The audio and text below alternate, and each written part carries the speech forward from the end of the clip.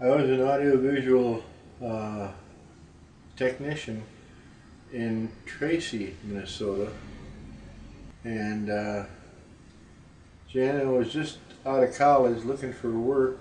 Found a job out there because the librarian got sick, very sick, and they needed somebody like in October, and she applied for it, and they offered her the job, and it was part of the library was part of the audiovisual system, let's say, and that's how I met her. We got married in 1979.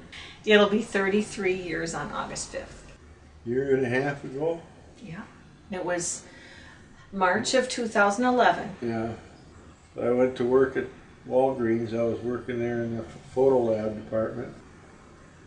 I've been working there for 12 years, and I suddenly couldn't remember how to change paper. I was really having a problem trying to figure this out. And I went in and talked to the manager and told him what was going on. I was feeling like I couldn't remember how to do the job. And so he told me that I should call the emergency room.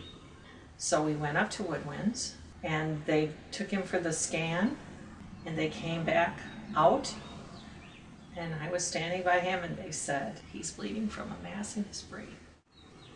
Yeah, so they diagnosed a brain tumor. Needless to say, both of us were quite shocked. Then Monday morning, Dr. Nussbaum came in and he said, I think it's safe and I'm going to operate. I think it's self-contained and we're going to get it out. And you're going to be fine. Well, the most recent report is that my cancer's in remission. I wasn't really going to church for quite a long time, and except I went to Jana's Baptist family church. That wasn't so bad that I didn't really have a spot for me in that church. Well, I hadn't looked around much, but when we had the opportunity to come over to your church, it was close by, and I thought, you know, why not check it out? I'd never been there before, and I felt, you know, I felt very welcome at the church.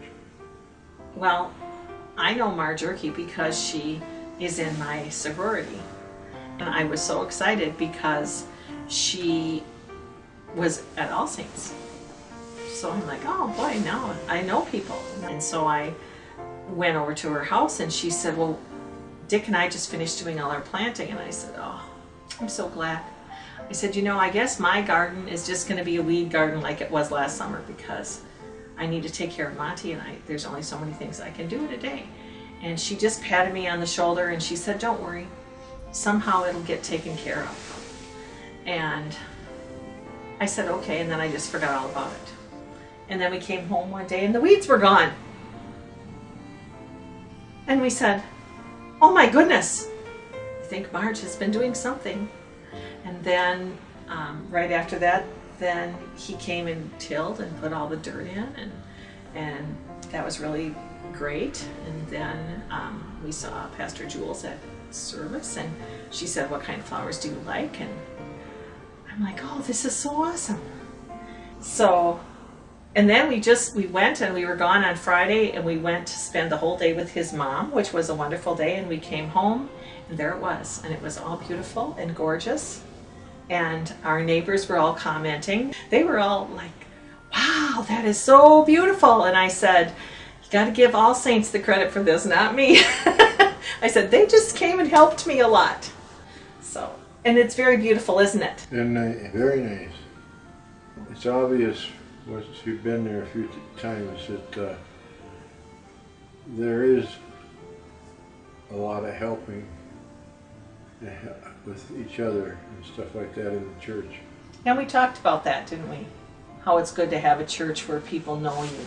Yeah. In case you need help or you need comfort. or you need somebody to come and sit with you or something. It's always nice to have friends. Mm-hmm. Absolutely. So that's good, isn't it? Yep. Yep.